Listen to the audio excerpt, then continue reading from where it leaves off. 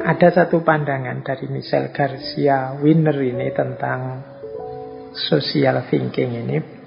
Bagi beliau, social thinking ini lebih penting daripada sekedar social skill. Kita kan sering ini ada pelatihan-pelatihan untuk menanamkan soft skill dalam hal social skill, menanamkan kemampuan bersosialisasi pada anak-anak muda, pada anak-anak sekolah. Kata Michel Garcia, yang paling penting sebenarnya social thinking ini.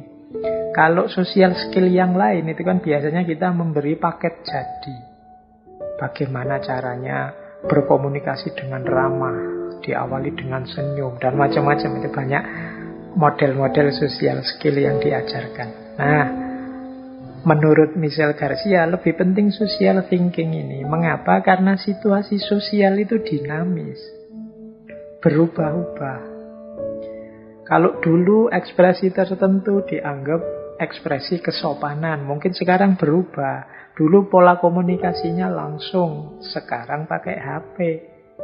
Nah, berubah kan situasinya. Kalau kita hanya hafalan, menghafalkan cara berinteraksi, mana yang sopan, mana yang tidak, mana yang kritis, mana yang tidak, pada saatnya mungkin situasinya berubah. Yang dulu dianggap sopan, sekarang tidak sopan.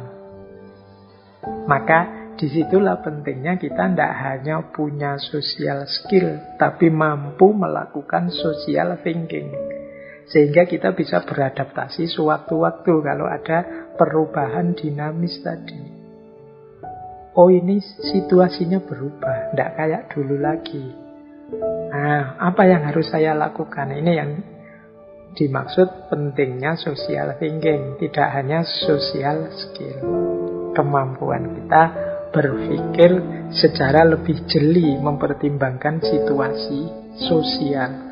Tidak sekedar menghafalkan pola-pola interaksi atau cara-cara ekspresi yang dianggap benar atau baik secara sosial. Karena bisa jadi yang hari ini diposisikan sebagai benar, baik, sopan, beberapa tahun yang akan datang berubah. Sama kayak pandemi ini loh.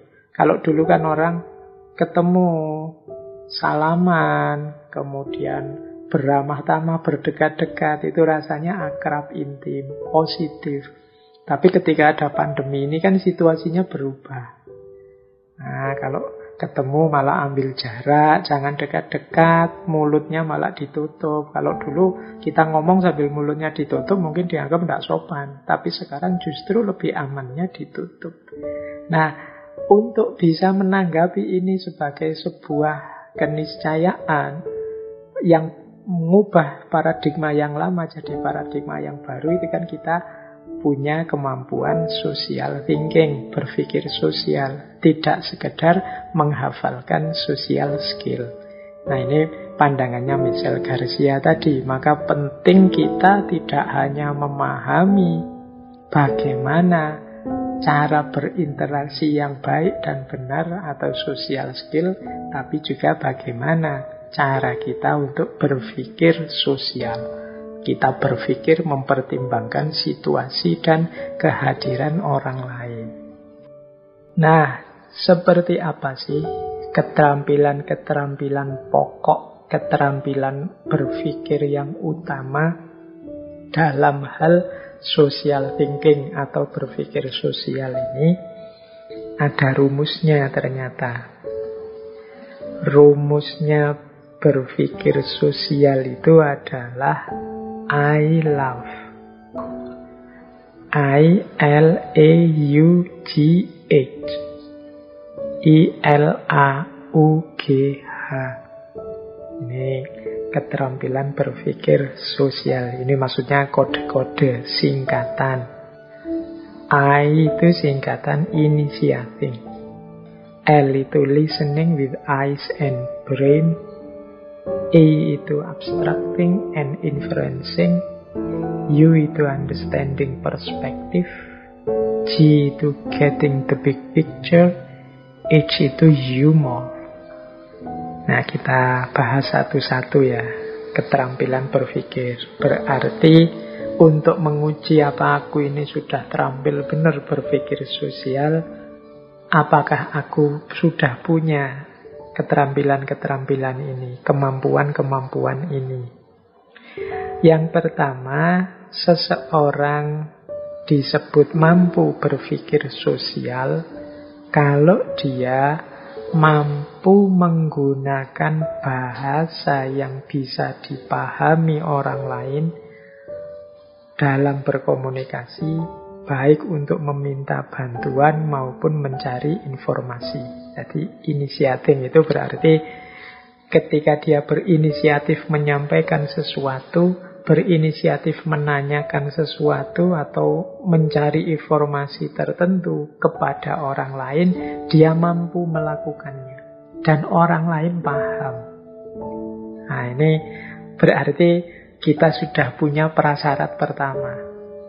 Bisa bertanya yang bisa dipahami orang, bisa berkomunikasi, menyampaikan sesuatu, menanyakan sesuatu yang bisa dipahami orang. Itu initiating. Bisa berinisiasi, menyampaikan aspirasinya dan dipahami orang. Oh, ini tidak sederhana loh, rasanya kok mudah. Iya, memang secara umum mudah, tapi kadang-kadang kita juga kesulitan. Dalam momen tertentu, situasi tertentu, kita sering tidak mampu untuk mengekspresikan keinginan kita. Jadi tidak mampu menggunakan bahasa yang bisa dipahami orang. Itu kadang-kadang kita menyampaikannya terus jadi bulet, ruwet, ada E-nya banyak, setiap kali ngomong atau diulang-ulang atau diembel-embeli, maksud saya begini loh, maksud saya begini loh. Itu berarti kita kurang canggih cara menyampaikannya. Kalau orang sudah canggih, itu ngomong 1-2 kalimat orang lain sudah paham. Tapi kalau harus dijelentrehkan lagi, diuraikan lagi dengan kayak tadi maksud saya, itu mungkin kita perlu latihan lagi. Itu bagian dari keterampilan berpikir sosial. Jangan dikira mahasiswa-mahasiswa pinter, profesor, dokter yang luar biasa itu sudah sangat canggih di level ini. Kadang-kadang ya mereka-mereka itu ada kesulitan tersendiri untuk menyampaikan apa yang ingin mereka sampaikan ke tengah masyarakat. Mungkin karena terlalu tingginya wawasannya atau terlalu dalamnya filsafat-filsafatnya, jadi ketika menyampaikan ke masyarakat, ya masyarakat hanya melongo saja, tidak paham ini orang ini ngomong apa, ingin menyampaikan apa, mereka hanya toleh-toleh saja. Kadang-kadang kalau ada situasi kayak gini kan yang kita salahkan masyarakatnya. Wah, dasar masyarakat tidak pinter, dasar masyarakat kelas rendah, masyarakat kurang pendidikan dan lain sebagainya. Jangan-jangan yang salah kita yang tidak mampu mengemas ide, mengemas gagasan yang bisa diterima oleh pikiran mereka. Harusnya kita yang terdidik, yang bersusah payah menyesuaikan dengan kemampuan berpikir mereka. Ya terbalik, kalau mereka yang pendidikannya tidak tinggi, kita paksa menyesuaikan dengan kapasitas berpikir kita. Berarti yang harus susah payah ya harusnya kita. Logika sederhananya kan begitu. Tapi kadang-kadang banyak orang-orang pinter yang hasilnya hanya membuat orang bingung, membuat orang tolah-toleh, tidak paham iki karepe apa ya, iki maksudnya apa ya. Nah, itu yang ciri pertama orang mampu berpikir sosial.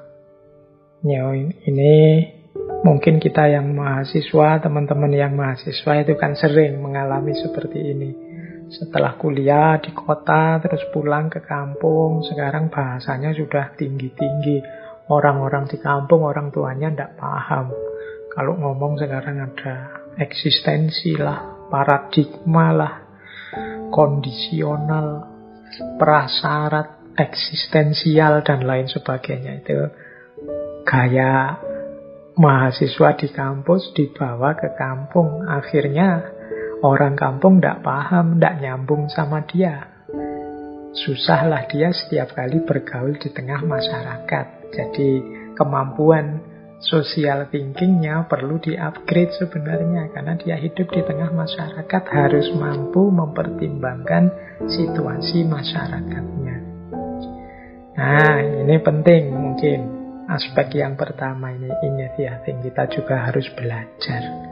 Karena kalau kita tidak mampu di yang pertama ini, setinggi apapun wawasan kita, setinggi apapun ilmu yang kita miliki, manfaatnya jadinya minimal kalau kita tidak bisa menyampaikannya, menyebarkannya.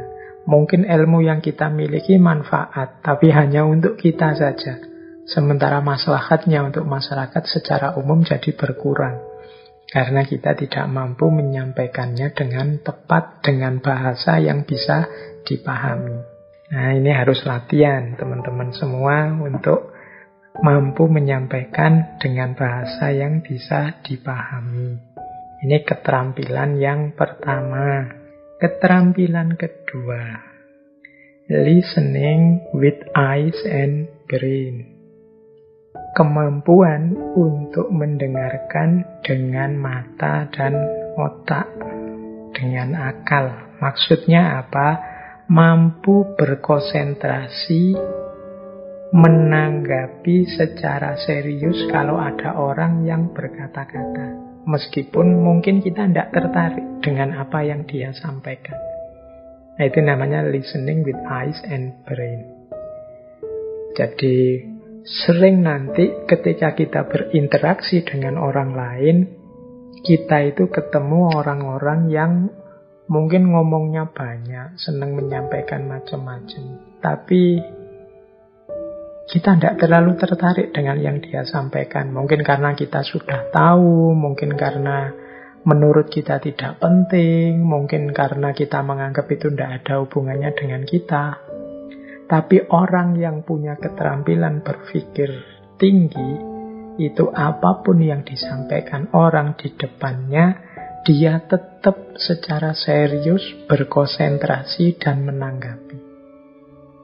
Nah, ini yang kedua, listening with eyes and brain.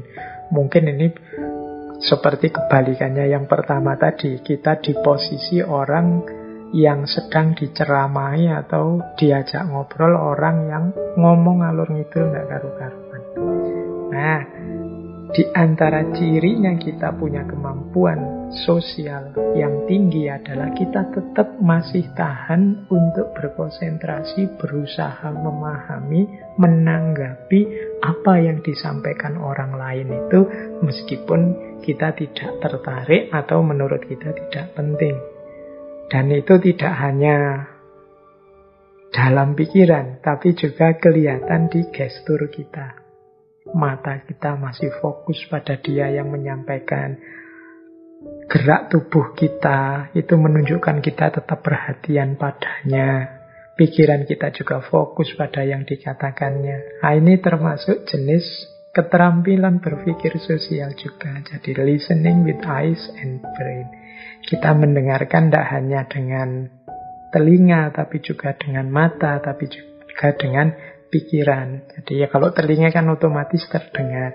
Kadang-kadang ada orang itu karena tidak tertarik, terus matanya nengok kiri, nengok kanan. Tampak sekali kalau dia tidak minat, tidak tertarik. Atau orang ngomong panjang lebar, kita malas menangkap, tidak mau menangkap sama sekali. Sehingga kadang-kadang kalau sudah selesai orang ngomong, dia minta tanggapan kita, terus jawaban kita, tadi ngomong apa? Tadi maksudnya apa? Apa sih yang kamu sampaikan tadi? Dan macam-macam yang sejenis itu. Itu menunjukkan kita tidak punya keterampilan yang kedua tadi. Listening with eyes and brain. Ini selain keterampilan berpikirnya, juga menunjukkan kita tidak punya kemampuan respect pada orang lain. Jadi ini yang huruf L-nya. Jadi penting nanti bagi teman-teman untuk demi kehidupan sosial yang nyaman, di antara kapasitas berpikir sosial kita adalah mampu listening with eyes and brain. Yang ketiga, abstracting and inferencing. Kemampuan berabstraksi dan merujuk, inferencing. Maksudnya apa? Kita mampu memahami maksud seseorang meskipun mungkin dia tidak menyatakannya secara jelas. Nah, ini juga kemampuan berpikir sosial. Biasanya di tengah masyarakat itu ada kode-kode sosial tertentu, ada cara ngomong tertentu yang itu bagi orang luar mungkin sulit dipahami, tapi orang dalam yang terlibat dalam komunitas sosial itu bisa menangkapnya, bisa paham. Nah, kita itu cerdas secara sosial, mampu berpikir sosial kalau kita mampu memahami maksud orang lain meskipun dia sendiri sebenarnya tidak menjelaskan secara detail, tidak menyatakannya secara jelas. Nah, ini kita berarti cerdas sosial, mampu berpikir sosial. Misalnya orang ngomongnya hanya sedikit sebentar, mungkin dia agak sulit menjelaskannya sampai dia bingung sendiri, gimana ya maksudnya, terus dia garuk-garuk, terus dia telah-toleh saja itu, dia menjelaskannya kesulitan, tapi kemudian, oh ya, aku bisa menangkap yang kau maksud, aku ngerti maksudmu apa, meskipun belum kamu sampaikan semua. Nah, kalau kita bisa melakukan ini, sebenarnya kita sudah punya kecerdasan secara sosial, kita mampu berpikir sosial, hanya dari kode-kode, isyarat, kemudian kalimat-kalimat pendek, kita bisa menangkap apa yang dia maksud. Kadang-kadang mungkin dari hanya sedikit gerakan kita mampu menangkapnya karena kita bagian dari komunitas sosial itu, sehingga kita cerdas kalau di lingkup sosial kita. Nah, ini abstracting and inferencing. Jadi kemampuan kita untuk memahami meskipun tidak dinyatakan secara jelas, karena banyak orang yang tidak mampu menjelaskannya secara detail. Dia hanya bisa menjelaskan dengan kode-kode tertentu yang selama ini mungkin disepakati dalam konteks sosial di sana. Nah, kita bisa menangkap itu, berarti kita punya keterampilan berpikir sosial yang bagus. Yang keempat, yaitu understanding perspective. I love tadi, sekarang huruf keempat. Understanding perspective itu kita disebut cerdas secara sosial kalau kita mampu memahami sudut pandang kita sendiri dan sudut pandang orang lain. Ini yang disebut understanding perspective. Jadi kita ngerti benar, oh saya itu memahami begini karena sudut pandang saya ini. Sementara orang itu memahaminya begitu karena dia sudut pandangnya itu. Jadi dia melihat bagian ini, saya melihat bagian itu. Itu yang membuat kesimpulan kita berbeda. Nah, ini namanya understanding perspective. Oh, pantes dia bilang warnanya hijau karena kalau dilihat dari sana memang warnanya hijau. Sementara saya menganggapnya warnanya putih karena kalau dari tempat saya ini warnanya putih. Nah, kemampuan kita memetakan dan memahami perbedaan sudut pandang ini adalah bagian dari kecerdasan sosial, keterampilan kita berpikir sosial. Jadi ini penting bagi teman-teman untuk mampu ini. Kalau kita sulit melakukan ini, ya biasanya terus terjadi gesekan-gesekan, konflik-konflik karena perbedaan pandangan yang sangat kuat. Tidak berarti kemudian kita harus setuju dengan pikiran dia, tapi dengan kita sadar perbedaan perspektif ini, konflik-konflik yang tidak perlu, gesekan-gesekan yang tidak penting bisa dihindari. Paling tidak kita bisa memaklumi kesimpulannya. Oh, dia menyimpulkan begitu karena memang sudut pandangnya seperti itu. Sementara menurut saya sudut pandang yang pas itu seperti ini. Itulah yang membuat kesimpulanku berbeda. Nah, ini juga butuh kecerdasan sosial, butuh keterampilan berpikir sosial, understanding perspective. Kemudian yang kelima, huruf G. Huruf G ini artinya getting the big picture. Bagaimana kita memahami secara umum bagaimana kita memahami secara utuh. Getting the big picture itu kita pahami maksud umumnya apa sih. Yang penting-penting kita ambil, yang tidak penting kita lewatkan saja.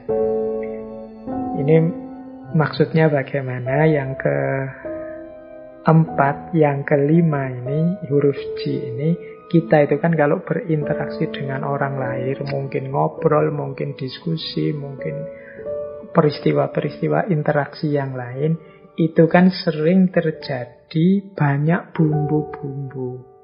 Menjelaskan saja kadang ditambahi, ada guyonnya lah, ada ngelanturnya kemana-mana, ada macam-macam. Nah, di antara keterampilan berpikir atau kecerdasan berpikir sosial ini, kita mampu memilah-milah, oh ini penting, ini tidak penting. Ini kan secara umum maksudnya ini. Jadi bagian ininya tidak penting, jangan diambil hati. Bagian ininya itu hanya bumbu-bumbunya saja. Kalau ini ilustrasi-ilustrasi, mungkin ada yang tidak cocok, tapi yang penting kan maksudnya itu. Nah, itu namanya getting the big picture. Jadi di antara kecerdasan sosial, kemampuan berpikir sosial yang penting itu kita harus mampu ini. Kalau kita tidak mampu mengambil atau fokus pada yang penting, melewatkan yang tidak penting, hidup sosial kita pasti akan berat. Tidak hanya hidup sosial konkret, hidup sosial di medsos juga begitu. Apalagi di medsos. Jadi kita harus pinter. Oh ini orang ini maksudnya guyon. Yang ini hanya ilustrasinya saja. Maksud intinya sebenarnya yang dia inginkan itu ini. Nah itu kita harus bisa begitu. Jadi yang ilustrasi yang tidak penting kita singkirkan saja. Guyonan yang hanya bumbu-bumbu yang malah merusak pemahaman kita singkirkan dulu. Kita ambil dulu maksud utamanya. Ini loh sebenarnya yang dia inginkan. Nah kalau yang ini aku setuju. Oh itu penting dalam hidup sosial bersama orang lain. Kadang-kadang kita harus mampu yang bumbu-bumbu ya kita posisikan sebagai tempelan-tempelan. Yang guyon ya kita posisikan sebagai guyonan saja, lawaan saja untuk diketawakan. Yang ilustrasi ya kita posisikan sebagai ilustrasi untuk penyegar saja. Nah, kita menangkap yang inti, maksudnya yang penting. Nah, ini termasuk kemampuan yang harus juga kita kuasai. Jangan sampai kita kelewatan, keliru. Untuk yang penting-penting, malah kita lewatkan. Kita sibuk ngurusi yang kecil-kecil yang tidak penting. Kita sibuk marah-marah karena ada guyonannya. Kita tersinggung karena ilustrasinya tidak pas. Kita tidak cocok karena ini yang tidak penting. Kalau diurusi serius, ini jadi rame. Akhirnya dibahas yang tidak penting. Yang penting tidak terbahas. Bolehlah kita komentar sedikit.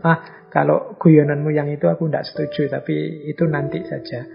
Topik kita kan ini secara umum. Itu boleh. Jadi tidak harus kemudian yang tidak penting itu dibahas panjang lebar. Akhirnya duduk persoalannya melenceng. Yang diinginkan tidak terpenuhi. Nah, itu huruf G. Jadi getting the big picture. Ambil yang utamanya saja. Yang tidak penting dilewatkan. Mungkin besok ada tema yang relevan. Boleh yang tidak penting itu ditarik ke tengah, dibahas lagi. Itu keterampilan yang kelima. Nah, yang keenam. Ini juga sangat penting dalam kehidupan sosial dan mengasah kemampuan keterampilan kita berpikir sosial. Yang keenam ini adalah humor. Tadi kan saya sebut humor itu tidak penting. Tapi dalam pergaulan sosial tertentu itu kita harus punya kemampuan humor. Kemampuan humor itu kemampuan menerima, kemampuan memahami, bahkan juga sedikit-sedikit kemampuan melakukan. Jadi kalau kita lempeng, terus serius, terus orang bosan. Mungkin jadi jemu, mungkin jadi jenuh. Kayak ngaji kita belakangan ini kan serius, terus saya ngomong sendirian, jadi susah mau ndagel apa, mau lawaan sama siapa, wis langsung saya sampaikan materinya. Tapi kalau ada orang lain, kita bisa interaktif, berinteraksi, bertemu. Nah, humor ini penting. Dan kita dituntut untuk punya kemampuan humor, baik kemampuan menerima, memahami maupun melakukan. Ada loh orang itu yang kemampuan menerima humornya rendah. Jadi dia tidak bisa diguyoni. Kalau ada orang guyon, dia tanggapi serius. Orang guyon itu kan kadang-kadang membuat fragmen-fragmen abstrak, membuat cerita-cerita karangan, yang penting lucu. Tapi orang-orang yang tidak bisa menerima humor itu kadang-kadang malah tidak tertawa, menanggapinya serius. Nah, ini juga penting kita belajar untuk menemukan titik lucunya, titik humornya, sehingga karena itu maksudnya humor, kita bisa ketawa. Jangan dikira ini mudah. Banyak orang kesulitan. Kadang-kadang kan kita itu jadi sinis sekali hidup kita, jadi kaku sekali hidup kita. Kalau orang-orang yang tidak kita sukai, kadang-kadang terus kita, meskipun dia melucu, kita tidak mau ketawa, tidak lucu, itu butuh kearifan sebenarnya. Bayangkan kalau teman-teman dagel, ngelawak, terus tidak ada yang ketawa. Itu kan tekanan batin luar biasa. Prinsip hidup sosial itu kan jangan melakukan yang kalau dilakukan padamu, engkau juga tidak suka. Nah, humor juga begitu. Berarti kita penting untuk bisa menerima humor. Saya tekankan menerima, karena banyak orang yang pura-pura menerima, sebenarnya dia tidak tahu lucunya, hanya ketawa formalitas saja. Wah, itu lebih menyakitkan juga. Jadi ini kita harus latihan. Jiwanya perlu lebih lentur, lebih santai, cerdas menangkap sisi-sisi lucunya, memahami titik-titik lucunya. Dalam rangka apa? Kesegaran hidup sosial. Biar tidak kaku. Kadang-kadang hal-hal serius itu kalau disampaikan dengan humor, dengan santai, dengan satir-satir dagelan, itu lebih menyegarkan pikiran. Tidak membuat tersinggung, tidak membuat orang marah-marah. Jadi semoga kita termasuk orang yang bisa menerima humor dan juga bisa melakukan humor, karena itu termasuk bagian dari keterampilan berpikir sosial. Nah, jadi teman-teman, ada 6 keterampilan pokok untuk kita berpikir sosial, yaitu I love tadi.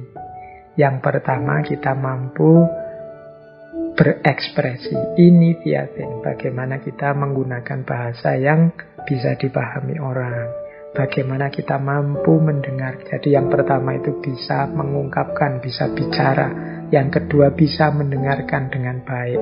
Yang ketiga bisa memahami dengan baik, meskipun pernyataannya tidak terlalu jelas. Yang keempat bisa memetakan sudut pandang yang berbeda. Yang kelima bisa milih mana yang penting, mana yang tidak penting. Dan yang keenam bisa melakukan humor atau menerima humor. Biar tidak terlalu kaku, tidak terlalu serius hidup kita. Biar hidup kita segar, menyenangkan. Bumbu-bumbu humor penting untuk sekali dua kali kita tampilkan. Tuh yang pokok-pokok. Jadi mari kita latihan agar punya 6 keterampilan berpikir sosial tadi.